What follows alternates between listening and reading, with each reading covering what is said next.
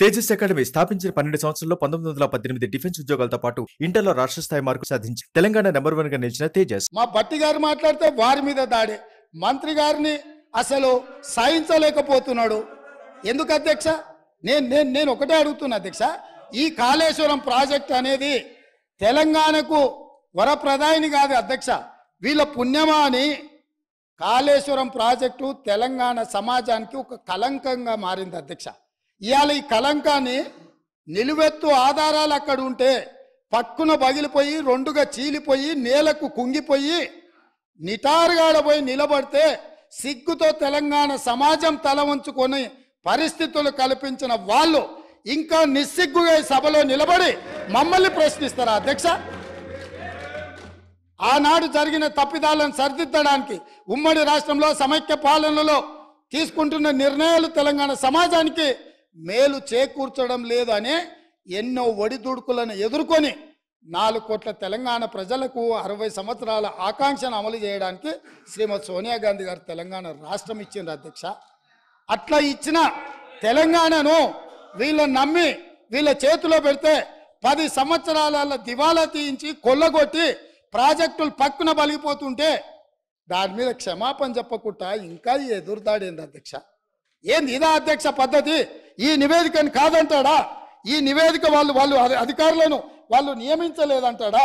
లేకపోతే ఈ నివేదిక సంబంధం లేదంటాడా అని నేను అడుగుతున్నా అధ్యక్ష.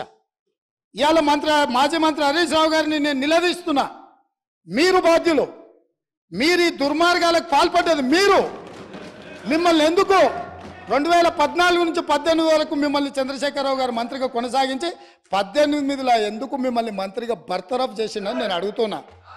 మీరు ఈ దోపిడీలో ఆ తర్వాత వచ్చిన చంద్రశేఖరరావు ఈ శాఖకు మంత్రి, ఈ పాపాలకంతా వాళ్ళిద్దరు కారణం కాదా అధ్యక్ష? వీళ్ళిద్దరు కలిసి ఈ రకంగా తెలంగాణను మొత్తం చెదలు పట్టించారు అధ్యక్ష. తెలంగాణను మొత్తం దోపిడి.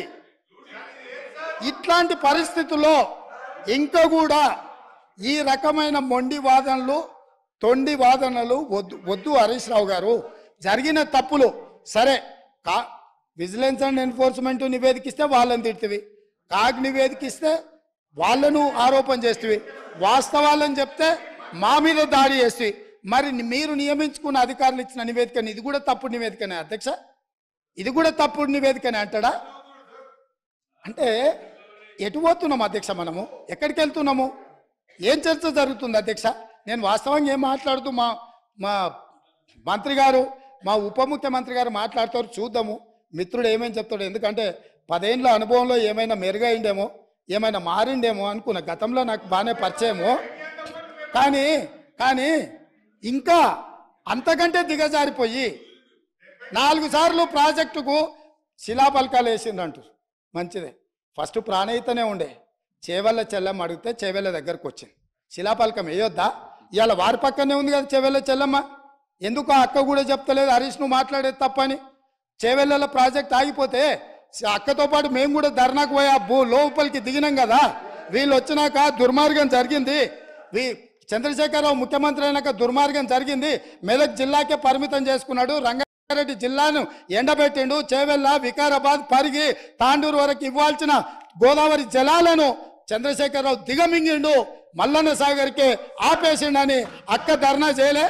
తమరు కూడా వచ్చింది కదా అధ్యక్ష. ఇవాళ ఎదురుగ్గా కూర్చొని పచ్చి అబద్ధాలు మాట్లాడుతుంటే మా అక్క మా జిల్లా కోసం మాట్లాడతలేదంటే నాకు ఆశ్చర్యం అనిపిస్తుంది. సబ్జెక్టే ఇది.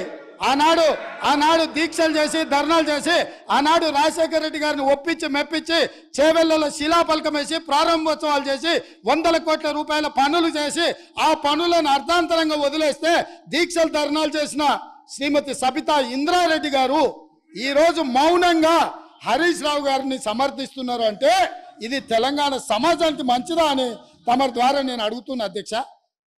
నేను ఆ ప్రాంతం నుంచి వచ్చినాం అధ్యక్ష, వాళ్ళు ఎన్నుకుంటూ వచ్చినాం. మనకు బాధ్యత లేదా అధ్యక్ష?